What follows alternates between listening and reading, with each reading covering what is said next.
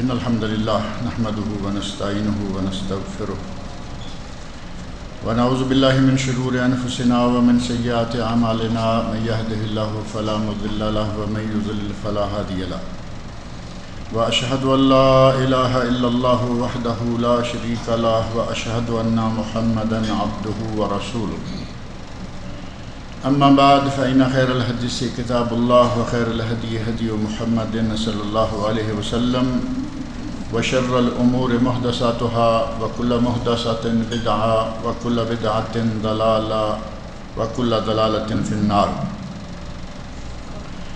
رب اشرح لي صدري ويسر لي أمري واحلل عقدة من لساني يفقهوا قولي رب أعوذ بك من همزات الشياطين وأعوذ بك رب أن يحضرون بسم الله الرحمن الرحيم عن جابر رضي الله عنه قال ما سئل النبي صلى الله عليه وسلم عن شيء قط فقال لا۔ نبی صلی اللہ علیہ وسلم کے معجزات، نبی اکرم صلی اللہ علیہ وسلم کے اخلاق عالیہ کے بارے میں احادیث رسول صلی اللہ علیہ وسلم کا تذکرہ ہو رہا ہے۔ ابھی ایک چھوٹی سی حدیث، اگر یہ کہا جائے کہ ایک دو کلمات پر مشتمل ہے، حضرت جابر رضی اللہ عنہ سے مروی ہے، جس میں وہ فرماتے ہیں ما سئل النبی صلی اللہ علیہ وسلم عن شیء قط، نبی صلی اللہ علیہ وسلم سے کبھی بھی جب بھی کوئی سوال کیا گیا فقال لا، تو کبھی ایسا نہیں ہوا کہ آپ نے کہا ہو نہیں، یعنی اگر نبی صلی اللہ علیہ وسلم سے کچھ مانگا گیا تو آپ نے کبھی انکار نہیں کیا کہ میرے پاس نہیں ہے یا میں نہیں دوں گا، میں نہیں دے سکتا، بلکہ بعض دفعہ ایسا ہوا کہ نبی اکرم صلی اللہ علیہ وسلم خود انتہائی ضرورت مند ہیں ایک چیز کے، سائل کے سوال کرنے پر وہ بھی عطا کر دی۔ حضرت جابر بن عبداللہ رضی اللہ عنہما ہی ارشاد فرماتے ہیں کہ نبی اکرم صلی اللہ علیہ وسلم نے ارشاد فرمایا لو قد جاء مال البحرین قد آتیتک ہکذا وہکذا وہکذا، اگر کبھی بحرین کا مال ہمارے پاس آیا تو میں تمہیں جھولی بھر بھر کے دوں گا، ہکذا وہکذا وہکذا۔ فلم یجئ مال البحرین حتی قبض النبی صلی اللہ علیہ وسلم، ایسا نہ ہوا، نبی اکرم صلی اللہ علیہ وسلم اس دنیا سے تشریف لے گئے، آپ کی جان قبض کر لی گئی، لیکن بحرین سے مال نہیں آیا۔ فلما جاء مال البحرین، حضرت ابو بکر صدیق رضی اللہ عنہ کے عہد خلافت میں بحرین سے مال آیا۔ فنادا، حضرت ابو بکر صدیق رضی اللہ عنہ نے لوگوں میں ندا کروائی، اعلان کروایا اور فرمایا من کان لہ عند النبی صلی اللہ علیہ وسلم عیدۃ او دین فلیاتنا، اگر کسی کے ساتھ نبی صلی اللہ علیہ وسلم نے کبھی کوئی وعدہ کیا ہو وہ ہمارے پاس آ جائے اور ہم نبی صلی اللہ علیہ وسلم کی طرف سے وہ وعدہ پورا کریں گے، اور اگر کسی کا نبی صلی اللہ علیہ وسلم پر کوئی قرض باقی ہو اور وہ لینا چاہے تو وہ بھی آ جائے، ہم وہ بھی ادا کریں گے۔ فَأَعْطَيْتُهُ، حضرت جابر رضی اللہ عنہ فرماتے ہیں کہ میں حضرت ابو بکر صدیق رضی اللہ عنہ کی خدمت میں حاضر ہو گیا، فَقُلْتُ، اور میں نے عرض کیا ان النبی صلی اللہ علیہ وسلم قال لی کذا و کذا، مجھے نبی صلی اللہ علیہ وسلم نے فرمایا تھا کہ اگر بحرین کا مال آیا تو میں تمہیں ایسے اور ایسے اور ایسے ہاتھ کے دونوں ہاتھوں سے بھر بھر کے دوں گا۔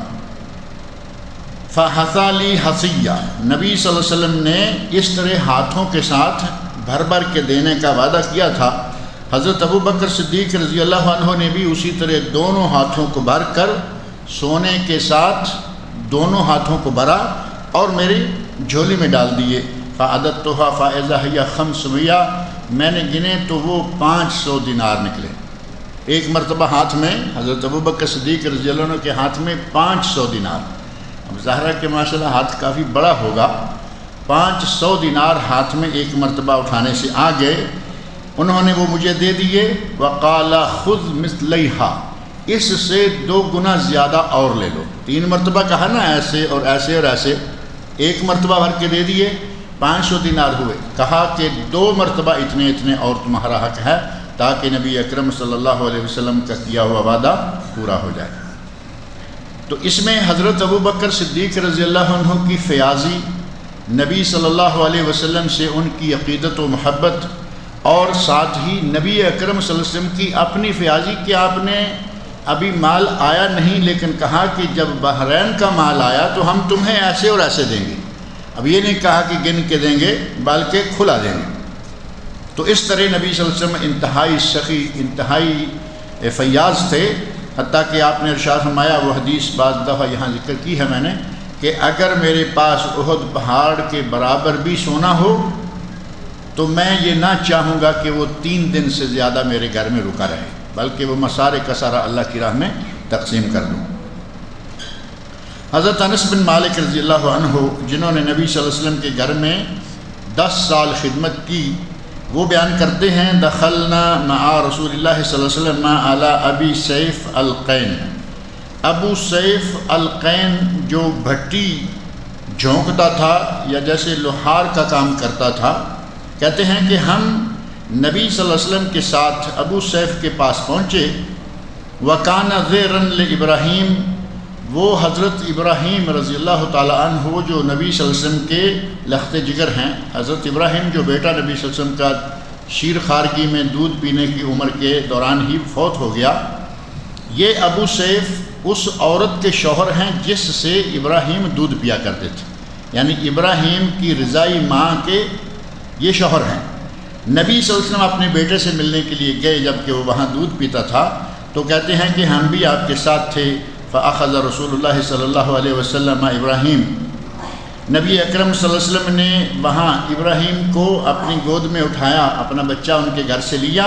فقبلہ، اور بچے کو چوما. وشمہ، اور بچے کو سونگا. بچے کے ساتھ، بچوں کے ساتھ نبی صلی اللہ علیہ وسلم کے پیار کا یہ عالم ہے کہ بچے کو اٹھایا، بچے کو بوسہ دیا، بچے کو سونگا. اپنی اولاد ہے، اپنی نسل ہے، نہ صرف بوسہ دیا بلکہ جیسے آدمی منہ کے ساتھ لگا کے بچے کو سونگتا ہے، ایک سکون اور ایک راحت محسوس کرتا ہے. نبی اکرم صلی اللہ علیہ وسلم نے بھی ایسے کیا. ثم دخلنا علیہ بعد ذلك، اور پھر دوسری مرتبہ بھی ہم اسی گھر میں نبی اکرم صلی اللہ علیہ وسلم کے پاس حاضر ہوئے. وابراہیم یجود بنفسہ، تو دیکھا کہ ابراہیم کی آخری سانسیں چل رہی ہیں. ابراہیم رضی اللہ عنہ بچپن میں فوت ہو گئے، بلکہ بعض روایات میں یہ موجود ہے کہ دودھ پینے کی عمر میں، شیر خارگی کی عمر میں فوت ہوئے، اور جو 2 سال دودھ پینے کی مدت ہے وہ مکمل نہیں کر پائے. آپ نے ارشاد فرمایا کہ اللہ رب العزت میرے بیٹے کے لیے جنت میں دودھ پلانے والی رضائی ماں مقرر فرمائے گا، اس کی شیرخارگی اللہ جنت میں پوری کروائے گا. کہتے ہیں کہ دوسری مرتبہ ہم ابراہیم کے پاس پہنچے، یجود بنفسہ ہی، جب کہ وہ ان کی سانسیں ٹوٹ رہی تھیں، آخری سانسیں چل رہی تھیں. فجعلت عینا رسول اللہ صلی اللہ علیہ وسلم تذرفان، ہم نے دیکھا کہ نبی صلی اللہ علیہ وسلم کی آنکھوں سے آنسو بہہ رہے ہیں، آپ کی آنکھوں سے آنسو جاری ہیں.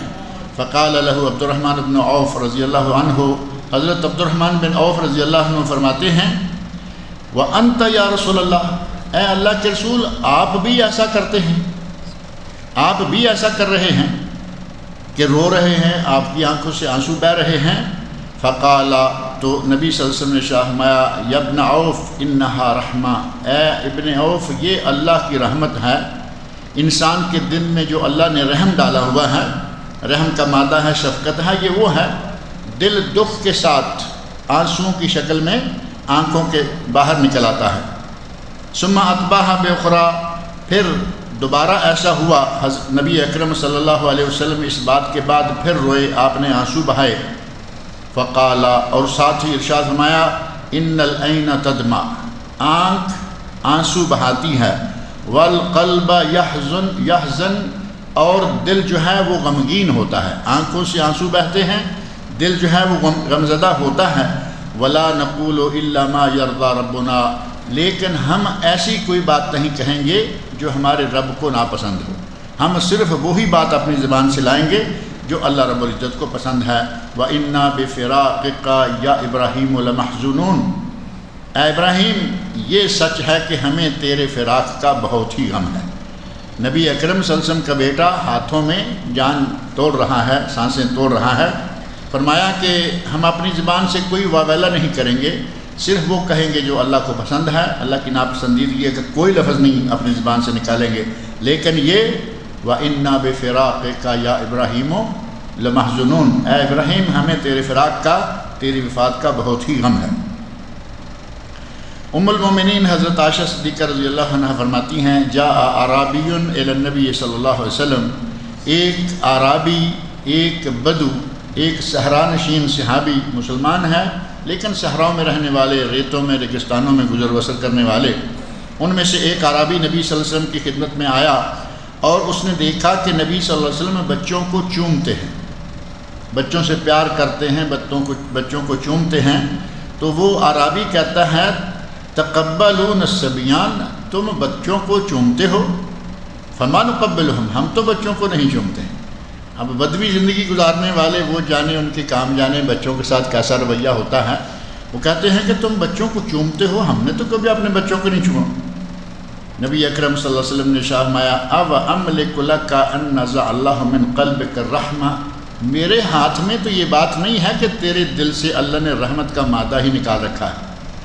بچہ ایک پیاری چیز ہے، اولاد ہے، کسی کا بچہ ہے، پیارا لگتا ہے، اور پیار میں آ کر رحمت کا مادہ جو اللہ نے انسان کے دل میں رکھا ہوا ہے وہ معجزن ہو جاتا ہے، بچے کو چومنے کو، بچے کے ساتھ کھیلنے کو جی چاہتا ہے۔ تم کہتے ہو کہ ہم نے تو کبھی اپنے بچے کو نہیں چوما، تو نبی اکرم صلی اللہ علیہ وسلم فرماتے ہیں کہ کیا میرے ہاتھ میں ہے کہ اللہ نے تیرے دل سے جو رحمت کا مادہ نکال رکھا ہے، میں کیا کروں؟ حضرت ابو ہریرہ رضی اللہ عنہ فرماتے ہیں قبل رسول اللہ صلی اللہ علیہ وسلم الحسن بن علی، نبی صلی اللہ علیہ وسلم نے حضرت حسن بن علی رضی اللہ عنہما کو بوسہ دیا۔ حضرت حسن، حضرت حسین جو کہ دونوں آپ کے نواسے ہیں، حضرت حسن کو بوسہ دیا۔ وَعِنْدَهُ الْأَقْرَى ابن حابس التمیمی، اقرا بن حابس تمیمی ایک عربی صحابی ہیں، وہ نبی صلی اللہ علیہ وسلم کے پاس اس وقت موجود تھے، جالسن بیٹھے ہوئے تھے۔ فقال الاقرا، اقرا نے کہا ان لی 10 من الولد، اللہ کے نبی میرے 10 بچے ہیں، ما قبلت منہم احدا، میں نے 10 میں سے کبھی کسی کو نہیں چوما۔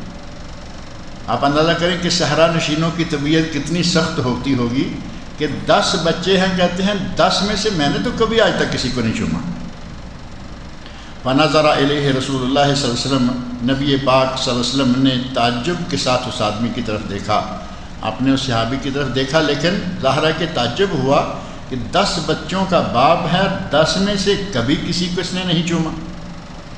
اور پھر فرمایا من لا یرحم لا یرحم، جو کسی پر رحم نہیں کرتا اس پر رحم نہیں کیا جائے گا۔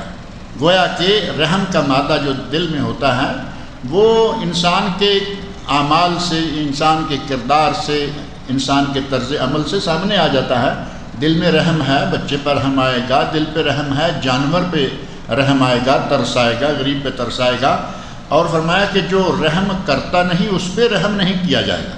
بچوں پہ تم رحم کرو، اللہ تم پہ رحم کرے گا۔ اور معروف ہے کہ جس نے دنیا والوں پر رحم کیا اس پر آسمان والا رحم کرے گا۔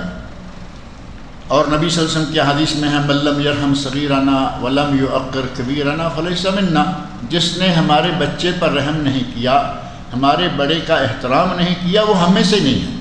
بچوں پہ ترس کھانا، رحم کھانا، شفقت کرنا اور بڑوں کا احترام کرنا، یہ نبی اکرم صلی اللہ علیہ وسلم کا حکم ہے۔ حضرت ابو سعید خدری رضی اللہ عنہ نبی اکرم صلی اللہ علیہ وسلم کے بارے میں فرماتے ہیں کان النبی صلی اللہ علیہ وسلم اشد حیاء من الاذراء فی خدرها، نبی صلی اللہ علیہ وسلم ایک پردہ نشین لڑکی سے بھی، کنواری پردہ نشین لڑکی سے بھی زیادہ حیادار تھے۔ نبی صلی اللہ علیہ وسلم کی حیا کا یہ عالم تھا، اتنے آپ شرمیلی طبیعت کے مالک تھے کہ حیادار کنواری اور پردہ نشین لڑکی وہ بھی اتنی حیادار نہیں ہوگی جتنے کہ نبی اکرم صلی اللہ علیہ وسلم تھے۔ خضر کا ترجمہ یا خضر کی جو تشریح ہے، عربوں میں اور خاص طور پر عرب علاقوں میں یہ بات معروف ہے کہ جب تک لڑکی کنواری رہے اس کے لیے گھر کے اندر بھی ایک مخصوص جگہ رہتی ہے جہاں وہ رہتی ہیں، کیونکہ ہماری طرح کئی کمرے تو ہوا نہیں کرتے تھے، ایک ہی خیمہ ہے، اسی میں سارا گھر ہے، لیکن کنواری لڑکی کے لیے خاص جگہ رکھی ہوتی، جب تک شادی نہ ہوتی وہ لڑکی اسی جگہ زیادہ وقت گزارا کرتی تھی۔ نبی صلی اللہ علیہ وسلم اس لڑکی سے جو اکیلی اور انتہائی پردے کی حالت میں پردہ نشین رہتی ہے اس سے بھی زیادہ حیادار تھی۔ اب مسلمانوں کے یہاں نبی اکرم صلی اللہ علیہ وسلم نے، اور یہاں صرف مسلمانوں کے نہیں بلکہ مطلقاً عرب کی ایک عادت بیان کی کہ وہ لڑکی کو، کنواری لڑکی کو کس حد تک سنبھال کے رکھتے تھے۔ اور ایک دور آج مسلمانوں پر آیا ہوا ہے، ابا پاکستان میں، لڑکی انگلینڈ میں، اور لڑکی کنواری اور کام کوئی نہیں، پڑھنے کے لیے بھیجی ہوئی ہے، ہائر ایجوکیشن اور یہ اور وہ، عجیب و غریب قسم کے انگریزوں کے جہاں سے باپ کہیں بیٹی کہیں، بھائی کہیں بہن کہیں، یعنی انتہا ہو گئی اس معاملہ میں۔ یہ عربوں کے یہاں بیٹی کو اپنے گھر میں بھی جب تک کنواری ہے خاص جگہ پہ رکھا جاتا ہے۔ اب کنواری ہے، شادی شدہ ہے، جو چاہے جہاں چاہے جاتی رہے، مسلمانوں کو اس کی کوئی پرواہ نہیں رہی۔ حضرت عبداللہ بن عمر رضی اللہ عنہما بیان فرماتے ہیں، لم یکن النبی صلی اللہ علیہ وسلم فاحشا ولا متفحشا، نبی اکرم صلی اللہ علیہ وسلم زبان کے اتنے خوش اخلاق تھے کہ کبھی آپ کی زبان سے برا لفظ تک نہیں نکلا۔ لا فاحشن ولا متفحشن، آپ نے کبھی اپنی زبان سے کوئی برا لفظ نہیں نکالا۔ وَكَانَ يَقُولُ إِنَّ مِنْ خِيَارِكُمْ أَحْسَنُكُمْ أَخْلَاقًا، اور آپ فرمایا کرتے تھے کہ تم میں سے سب سے اچھا وہ ہے جو زیادہ اخلاق والا ہے، سب سے اچھا جو زیادہ اخلاق والا ہے۔ اور نبی اکرم صلی اللہ علیہ وسلم کے اخلاق کی تو اللہ رب العزت نے شہادت دی، اِنَّكَ لَعَلَىٰ، سورہ قاف آیت نمبر 4، اِنَّكَ لَعَلَىٰ خُلُقٍ عَظِيمٍ، اے میرے نبی آپ خلق عظیم کے مالک ہیں۔ جس کے بارے میں اللہ کہے کہ آپ خلق عظیم کے مالک ہیں، ان کے اخلاق کا کیا عالم ہوگا۔ اور نبی اکرم صلی اللہ علیہ وسلم کے اخلاق کے لیے ایک دو نہیں، کتب حدیث میں، تاریخ میں، سیرت و سوانح میں سینکڑوں واقعات موجود ہیں کہ لوگ آپ کا اخلاق دیکھتے مسلمان ہو جاتے ہیں۔ لوگوں نے تو مشہور کر رکھا نا کہ اسلام تلوار کے زور سے پھیلا ہے، جبکہ اسلام تلوار کے زور سے نہیں بلکہ نبی اکرم صلی اللہ علیہ وسلم اور مسلمانوں کے اخلاق کے زور سے پھیلا ہے۔ اور یہ چیزیں آج تک بھی الحمدللہ ایسی پیش آ رہی ہیں۔ مسلمان اگرچہ دین سے کتنا دور ہوتا چلا جا رہا ہے، پھر بھی آج ایسے واقعات رونما ہوتے رہتے ہیں۔ کہیں کوئی عورت کسی مسلمان عورت کے پردے سے متاثر ہو کر مسلمان ہوئی۔ آج کی خبر ہے کہ یہاں سعودی عرب میں ایک علاقے میں کوئی امریکہ یا برطانیہ کی بڑی پڑھی لکھی خاتون ہیں، اور وہ اس میں میڈیسن لائن میں ڈاکٹر ہے۔ اس نے مسلمان عورتوں کے پردے کی حالت، حشمت، عزت، احترام، با پردہ نکلنا، اسی کو دیکھ کر اسلام قبول کرے، وہ آج مسلمان ہو گئی۔ تو مسلمانوں کے اخلاق سے، مسلمانوں کے کردار سے، مسلمانوں کے لباس سے غیر مسلم اتنے متاثر ہوا کرتے تھے، اب بھی ہو رہے ہیں، اور مسلمان اپنے لباس سے ہی باہر ہوتا جا رہا ہے، کپڑوں سے باہر ہوتا جا رہا ہے۔ ابھی یہاں مسجد میں پچھلی اتوار کو مجھے یاد آیا کہ ہمارے شیخ کہہ رہے تھے، میرے مسجد میں داخل ہوتے ہوتے مجھے باہر ہی ملے، اذان دے کے یہ باہر نکل رہے تھے کہیں اپنے کسی کام سے، تو کہنے لگے کہ اپنے بھائیوں کو کہو کہ کپڑا صحیح استعمال کریں، نماز کے دوران یہ پیچھے سے ننگے ہو رہے ہوتے ہیں۔ اور یہ آپ اندازہ کر سکتے ہیں کہ ہمارے بھائی جو پتلون پہنتے ہیں، پینٹ استعمال کرتے ہیں، اور اوپر چھوٹی چھوٹی شرٹس ہوتی ہیں، وہ جیسے ہی سجدہ کرتے ہیں اگر رکوع میں بچ جائے تو سجدے میں وہ پیچھے سے ننگے ہو جائیں گے۔ شرٹ تھوڑی اوپر ہو گئی، پتلون تھوڑی نیچے چلی گئی، تو وہ جگہ ننگی ہو گئی جس کا نام ہے سطر، جس کا چھپانا واجب ہے اور جسے ننگا رکھ کے نماز نہیں ہوتی۔ ہمارے نوجوان وہ کپڑا پہن کے مسجدوں میں آ رہے ہیں، تو ہمیں چاہیے کہ کپڑے کا خاص خیال رکھیں۔ ایسا نہ ہو کہ غیر مسلم ہمیں دیکھ کر مسلمان ہونے کی بجائے ہم پہ شرمائیں کہ یہ کس طرح کے مسلمان ہیں۔ یہود و حنود ہمیں دیکھ کر کہیں ہمارا مذاق نہ اڑائیں۔ حضرت انس بن مالک رضی اللہ عنہ بیان فرماتے ہیں، کان رسول اللہ صلی اللہ علیہ وسلم فی سفر، نبی صلی اللہ علیہ وسلم ایک سفر میں تھے، وَكَانَ مَعَهُ غُلَامٌ لَهُ أَسْوَدٌ، آپ کا ایک کالے رنگ کا غلام تھا، وہ بھی آپ کے ساتھ تھا، يُقَالُ لَهُ أَنْجَشَا، اور اس غلام کا نام جو ہے وہ انجشا تھا۔ یحدو، وہ ہدی خوانی کر رہا تھا۔ ہدی خوانی اونٹوں کو چلانے کے لیے کچھ ترانے یا سفری نغمے جو ہیں وہ پڑھا کرتے ہیں۔ اور اس ہودی خانی کے نتیجہ میں اونٹ جو ہیں وہ تیز چلتے ہیں۔ یہ ایک عربوں کے یہاں سسٹم تھا، آج بھی جہاں کہیں اونٹ ہوتے ہیں وہاں شاید یہ ایسی چیزیں ہوتی ہوں گی۔ فقال له رسول اللہ صلی اللہ علیہ وسلم، انجشا ہودی خانی کر رہے ہیں، اونٹ تیز تیز چل رہے ہیں، تو انجشا سے مخاطب ہو کر نبی صلی اللہ علیہ وسلم ارشاد فرماتے ہیں، ویحک یا انجشا، اے انجشا تیرا برا ہو، رویدک بالقواریر، آئینوں کا شیشے کا خیال رکھو، شیشے کو آہستہ لے کے چلو۔ نبی صلی اللہ علیہ وسلم نے چونکہ آپ کے ساتھ خواتین بھی تھیں، خواتین کو شیشے کے ساتھ تشبیہ دی کہ یہ نرم و نازک لوگ ہیں۔ نرم و نازک ہمارے کہ صنف نازک کہا جاتا ہے نا عورت کو، کہ صنف نازک کا خیال رکھو، تم اونٹوں کو ہودی خانی کر کے تیز بگا رہے ہو، اونٹ تیز بھاگ رہے ہیں، ہمارے ساتھ عورتوں کا ساتھ ہے، تو عورتوں کے لیے تیز اونٹوں پہ سوار رہنا مشقت کا باعث ہوتا ہے۔ آپ نبی پاک صلی اللہ علیہ وسلم کا دل دیکھیں کہ کتنا نرم ہے، سواری پر سوار ہیں عورتیں، لیکن اونٹوں کو تیز بگانے سے بھی روک رہے ہیں کہ چونکہ عورتیں ہیں، عورتیں تیز بھاگتی سواری پہ بیٹھنا شاید پسند نہ کرتی ہوں یا انہیں تکلیف ہوتی ہو۔ فرمایا رویدک بالقواریر، آئینوں کا شیشوں کا خیال رکھو بلکہ آہستہ آہستہ چلاؤ۔ اور نبی صلی اللہ علیہ وسلم کے دل اقدس کی نرمی، آپ کے دل میں رحمت و شفقت کا مادہ کس حد تک تھا، اس کا اندازہ آپ اس واقعے سے کر سکتے ہیں۔ آپ فرماتے ہیں کہ میں مسجد میں آتا ہوں، جماعت شروع ہوتی ہے، میرا جی چاہتا ہے کہ میں آج لمبی قرات کروں گا، یعنی میں زیادہ قرآن کریم پڑھوں گا۔ قرآن کریم پڑھنا شروع کرتا ہوں تو مجھے عورتوں کی طرف سے کسی بچے کے رونے کی آواز آتی ہے۔ جیسے ہی میں کسی بچے کے رونے کی آواز سنتا ہوں تو میں قرات کو چھوٹا کر کے نماز کو مختصر کر کے فارغ کر دیتا ہوں، کیونکہ مجھے معلوم ہے کہ کسی خاتون کے دل پر اس کے بچے کے رونے سے کیا گزرتی ہے، یعنی عورتوں کے دل پر بچے کے رونے سے یا بچے کی ماں جو ہے اس پہ کیا اثر ہوتا ہے، میں یہ جانتا ہوں، اس لیے میں فوراً رکعت کو مختصر کر کے نماز کو مختصر کر دیتا ہوں۔ نبی اکرم صلی اللہ علیہ وسلم اس قدر رحیم و شفیق، اور اسی لیے اللہ نے فرمایا وما ارسلناک الا رحمۃ للعالمین، اے میرے نبی ہم نے آپ کو تمام جہانوں کے لیے رحمت بنا کر بھیجا ہے۔ اللہ رب العزت مجھے اور آپ سب کو نبی اکرم صلی اللہ علیہ وسلم کی سیرت، سنت اور آپ کے طرز عمل کو پڑھنے، سننے، اپنانے اور اس پر عمل کرنے کی توفیق عطا فرمائے۔ یہ 2 DVDs ہیں، ایک ہے توکل علی اللہ، اس کا مفہوم معنی، اور دوسری نیک اعمال کو برباد کرنے والے افعال کون سے ہیں۔ یہ 2 DVDs جو ہیں شباب کے پاس، نوجوانوں کے پاس موجود ہیں۔ یہ جامع عثمان کے 2 درس ہیں۔ یہ وظائف شرعی لحاظ سے کیا درست ہیں؟ یہ ظاہر ہے کہ یہ تو رسالہ ہیں، یہ میں اپنے ساتھ لے جاتا ہوں، اور ان کو دیکھ کے انشاءاللہ اگلی اتوار کو اللہ نے توفیق دی تو اس کے بارے میں بات کریں گے۔ شہادت میں انگلی بار بار اٹھانے اور گرانے کی حدیث کون سی ہے؟ نبی اکرم صلی اللہ علیہ وسلم کی نماز کا جو طریقہ اور نماز کی کیفیت بیان کرنے والے صحابہ کرام ہیں، ان میں سے صحابی کہتے ہیں کہ میں نے دیکھا نبی اکرم صلی اللہ علیہ وسلم انگلی کو ہلا رہے تھے، یحرکھا یدعو بہا، آپ انگلی کو حرکت دے رہے تھے اور دعا مانگ رہے تھے۔ اب یہ دعا کہاں ہے؟ تشہد کے شروع میں ہے، وسط میں ہے یا آخر میں ہے؟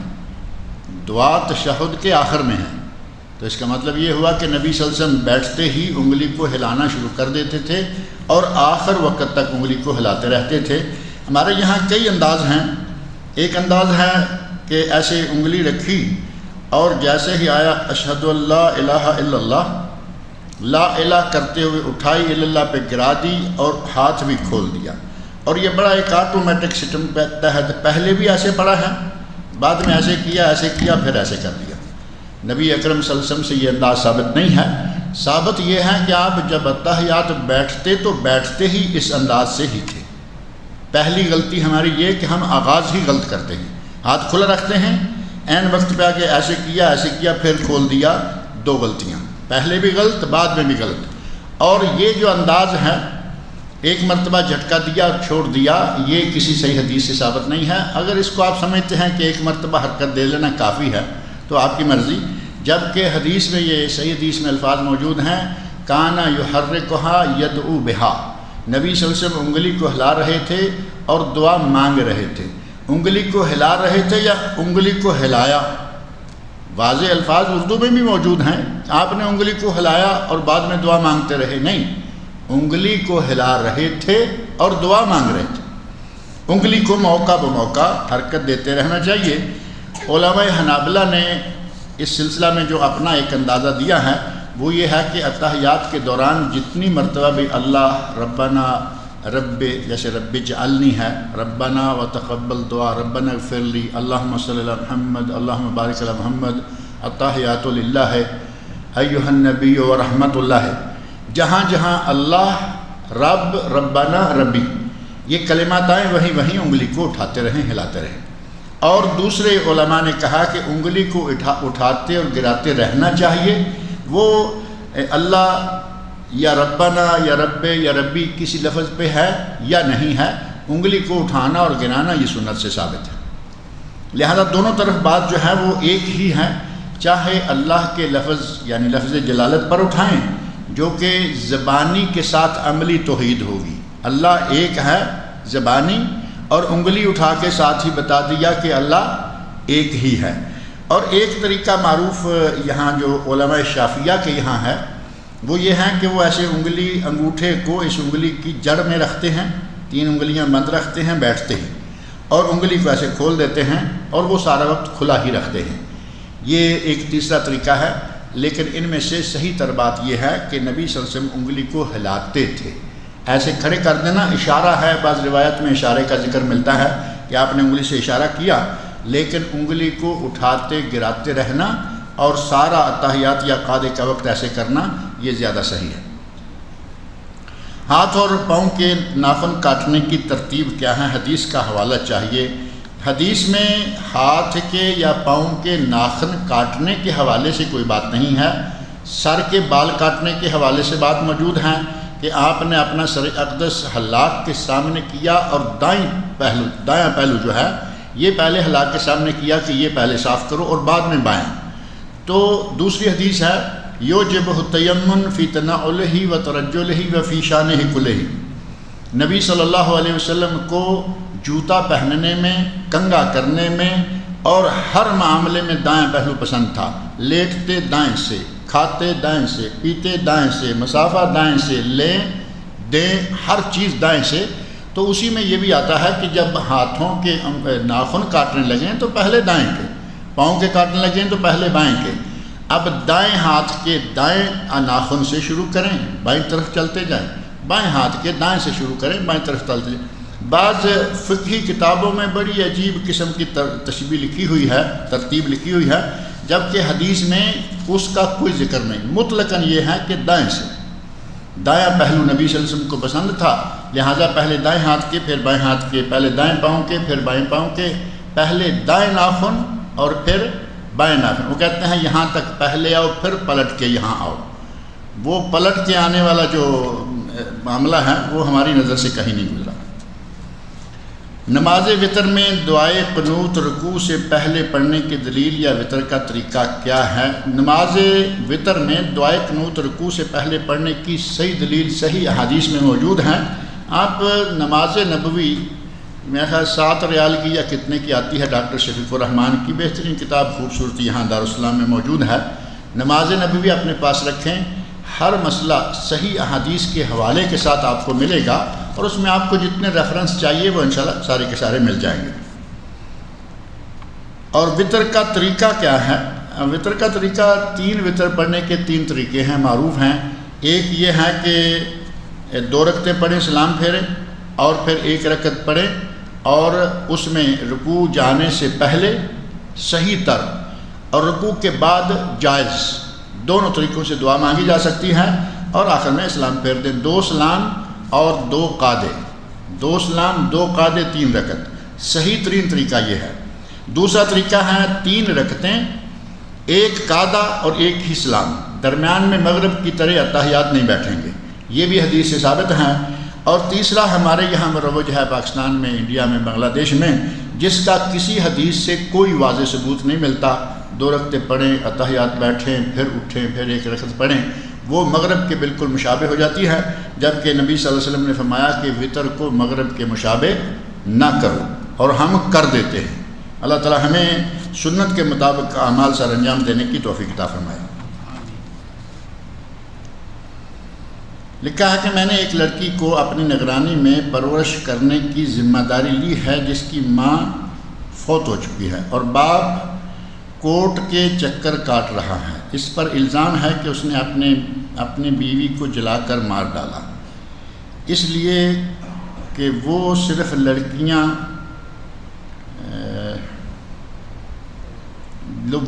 لڑکیوں کو جن رہی تھی۔ اب یہ مسئلہ بھی ایک ہے کہ لڑکیاں پیدا ہو رہی تھیں تو اس نے بیوی کو جلا دیا۔ اب یہ تو ظاہر الزام ہے، اللہ عالم کیا ہے، لیکن ایسی چیزیں ہمارے یہاں ہیں۔ ہمارے یہاں لوگ سمجھتے ہیں کہ بچیاں پیدا کرنا عورت کا کام ہے، جبکہ آج کل میڈیکل نے یہ ثابت کر دیا ہے کہ بچی پیدا کرے تو بھی باپ اور بچہ پیدا کرے تو بھی باپ، ان دونوں کا ذمہ دار صرف شوہر ہوتا ہے۔ عورت کے ہاتھ میں ایسی کوئی مشین نہیں، کوئی چیز نہیں کہ وہ بچی بنائے یا بچہ بنائے۔ عورت کے یہاں بیضہ ہے، یہ جو میڈیکل میں آج چیز آ گئی ہے، عورت کے یہاں بیضہ ہے۔ بیضہ عربی میں بھی، بیضہ اردو میں بھی، بیضہ حکمت کی زبان میں بھی، بیضہ میڈیکل کی زبان میں بھی، پنجابی میں، اردو میں آپ اس کو انڈا کہہ لیجیے۔ عورت کے یہاں اس کے نطفہ میں، نطفہ نہیں کہا جاتا، اس کو کہتے ہیں بیضہ، وہ ہے انڈا، اور اس انڈے میں شوہر کی طرف سے جو بیج آئے گا وہ اس بیج کو بڑھانا شروع کر دے گی اللہ کے فضل سے، اللہ کے خاص طریقہ سے۔ اب شوہر کی طرف سے بیج آیا لڑکے کا، عورت کے یہاں لڑکا پیدا ہوگا۔ شوہر کی طرف سے بیج آیا لڑکی کا، لڑکی پیدا ہوگی۔ اس میں عورت کا کوئی قصور ہے؟ عورت ہر شکل میں صحیح ہے۔ لڑکی پیدا ہوگی تب بھی قصور شوہر کا، لڑکا پیدا ہو تب بھی قصور شوہر کا، قصور ہر شکل میں اس کا ہے۔ اور ہم نے سارا معاملہ الٹا دیا، لڑکی چاہیے نہیں چاہیے، 1 2 3 پیدا ہوئیں، ایسی کئی طلاقیں واقع، کہا کہ اس کو نکالو گھر سے، یہ بچیاں پیدا کیے چل جاتی۔ اب میڈیکل جب سے آ گئی ہے، اب چاہیے کہ اس آدمی کو کچھ کیا جائے، جس عورت کے یہاں بچیاں پیدا ہونا شروع ہو جائیں، اس آدمی کے بارے میں کہا جائے کہ یہ کیا کرے۔ یہ اللہ رب العزت کے ہاتھ میں ہے، نہ عورت کے ہاتھ میں نہ مرد کے۔ لیکن جو جراثیم ہیں بچی یا بچے کے، اس کے بارے میں یہ طے ہو گیا ہے، میڈیکل نے ثابت کر دیا ہے کہ یہ سارا صرف مرد کی طرف ہوتا ہے، عورت کی طرف اس کی کوئی مسئلہ نہیں ہوتا۔ کہتے ہیں کہ اس نے بچیاں پیدا کی ہیں، 3 لڑکیاں ہوئی ہیں، اور اس لیے اس کو جلا کے اس کو مار دیا۔ ان لڑکیوں کو اس کی نانی اور ننیحال والے نے ان لڑکیوں کو نانی اور ننیحال والے اپنے گھر لیا، لیکن بچوں کے ددیال کی طرف سے کوئی بھی آ کر نہیں پوچھا، اور نہ کوئی بچوں کے خرچ کی ذمہ داری لے رہا ہے۔ بالآخر ننیحال والوں کی معاشی تنگی کی وجہ سے نانی نے بڑی 5 سالہ لڑکی کو اپنے پاس رکھ لیا، اور 2 سال کی لڑکی کو کسی دوسری فیملی کو دے دیا، اور جو 2 سالہ لڑکی تھی اس کو ہم نے لے لیا۔ یعنی کوئی 2 سالہ ہے، کوئی 3 سالہ، 4 سالہ، 3 لڑکیاں ہیں، تو ساری انہوں نے ادھر ادھر پلنے کے لیے، چونکہ شریعت اس بات کی اجازت نہیں دیتی کہ اسے اپنا نام دوں، جیسا کہ یہ واضح طور پر موجود ہے قرآن کریم میں، ادعوہم لآبائہم، لوگوں کو ان کے باپوں کے نام سے پکارو۔ پالنے والا، جیسے یہ صورتحال ہے کہ مجبوراً بچیاں جو ہیں گھر والوں نے ادھر ادھر پالنے کے لیے دے دی، اور لوگوں نے نیکی ترس کھاتے ہوئے، ان کے حالت کو دیکھتے ہوئے انہیں پالنے کے لیے لے بھی لیا، لیکن اپنا نام دینا جائز نہیں ہے، وہ جس کی ہیں اسی کے نام کی رہیں گی۔ اگر میں اسی باپ کا نام رکھوں تو مسائل سے 2-4 ہو رہا، مظاہرہ کے مسائل تو ہوں گے۔ اب اسکول میں جانا ہے، باپ کہاں ہے؟ اب باپ کہاں ہے اس کا جواب، وہ جیل میں ہے، جیل کے چکر کاٹ رہا ہے، کیا کر رہا ہے، یہ سارے مسائل ہیں۔ لیکن ان مسائل کو دیکھ کر آپ قرآن کریم کی نافرمانی کریں گے؟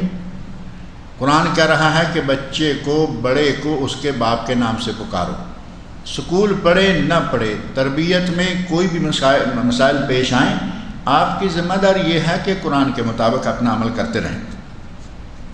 اب یہ ہے کہ راشن کارڈ میں اس لڑکی کا نام داخل کرنا ہے، راشن کارڈ میں ہے، اسکول میں داخلہ ہے، پاسپورٹ بنوانا ہے، اس کی رجسٹریشن پر جس جگہ باپ کا نام ہے وہ کیا کریں۔ میں سعودیہ میں رہتا ہوں، اپنی فیملی کو بلوانا چاہتا ہوں، اب یہاں پھر مسئلہ آ جائے گا کہ اس بچی کو اپنی بیٹی بنا کے منگوائے، تو یہ ساری چیزیں جھوٹ ہو جائے گا، ناجائز ہو جائے گا۔ لہذا یہ ہے کہ آپ جتنا شریعت کے دائرے میں رہتے ہوئے تعاون کر سکتے ہیں کیجئے، اور جو جہاں آپ سمجھتے ہیں کہ شرعی طور پر آپ کے لیے مشکلات پیش آ رہی ہیں وہاں اپنے آپ کو بچائیے۔ یہ نہیں کہ کسی نیکی کے لیے آپ ایک بہت بڑا گناہ اپنے سر لے لیں۔ ایک نیکی کریں اور ایک بہت بڑا گناہ جو ساری عمر چلتا رہے گا، روزانہ اس بچی کو آپ کے نام سے پکارا جائے گا کہ یہ فلاں کی بیٹی ہے، جو کہ بیٹی نہیں ہے، تو یہ بالکل ناجائز ہوگا۔ لہذا اس معاملے کو خوش اسلوبی سے حل کرنے کے لیے وہ رنگ اختیار کریں، وہ راستہ اختیار کریں کہ اللہ کے یہاں گناہ گار بھی نہ ہوں اور بچی کی تربیت اور پرورش بھی ہوتی رہے۔ اللہ رب العزت مجھے اور آپ سب لوگوں کو کتاب اللہ اور سنت رسول پر عمل کرنے کی توفیق۔